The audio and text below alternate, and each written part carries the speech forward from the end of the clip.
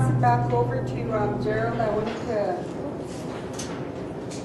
show you a couple of models that are being worked on right now. And this is the one done by Michelle Reed, who's hails from Bella Bella. And she uses the analogy of basket weaving. And we're going to see a little bit of it today. And while Nora's doing some basket weaving, Gerald will be doing some teaching scenario. But this is one model that's been looked at, and each strand is a piece of knowledge. And each strand could also represent a different community or a different story. And as researchers, we need to be able to find ways to weave them together so that we have a beautiful gift.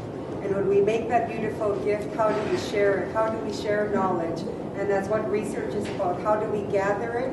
What are the protocols when you approach someone to interview them? And then what do you do with it? Do we share it, or do we just keep it?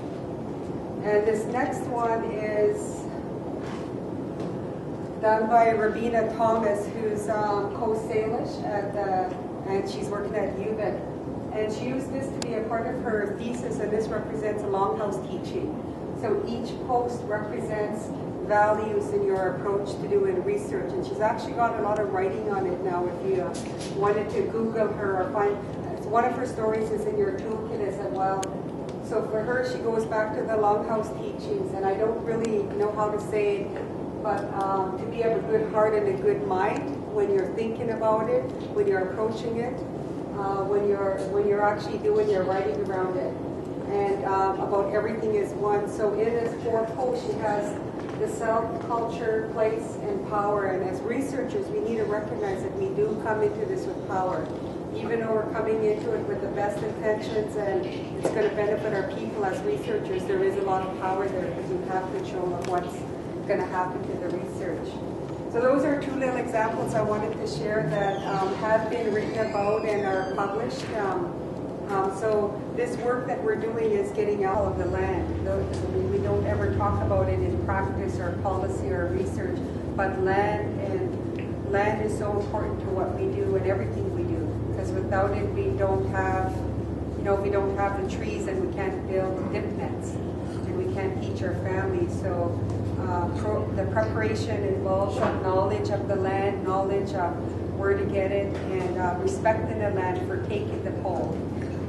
Similar to research is that when we're researching, that we need to know the community before even coming in and doing research, or we need to know the people that we're doing research with.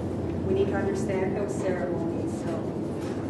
Well, when you're applying for research, you're trying to figure out, okay, I have to do this, I have to go in, I have to build that relationship with those communities before I do any research, because that relationship is really important, or they're not going to let you in.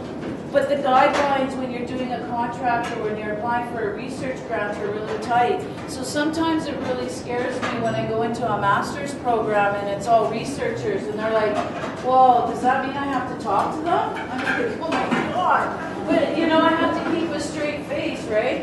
This is really hard for me. And I'm like, oh, yeah, that would be a really good idea. And they're like, but what happens if they're not home? I go, well, you call them again. But that's what's scary for me, because I go to these classes and I talk to them about the community base, getting that buy-in from the beginning, working with them from start to finish. I think that OCAP, we believe it produces more relevant and useful results, and it leads to higher levels of community participation, and it provides meaningful capacity development. So RHS was subject to an independent review by the Harvard University, who said that compared to other national surveys of Indigenous people from around the world, the 2002-2003 RHS was unique in First Nations ownership of the research process, its explicit incorporation of First Nations values into the research design, and in the intensive collaboration engagement of First Nations people and the representatives at each stage of the research process. It provides First Nations with key information for community, regional, and national planning, policy, and advocacy. It enhances their capacity and control over research and data. It offers scientific information validated by First Nations, and it assists First Nations in assessing their community's progress and health. Go ahead. It's groundbreaking that it's changed how First Nations research is done in Canada, and it's directed and implemented by First Nations in keeping with the principles of ownership, control,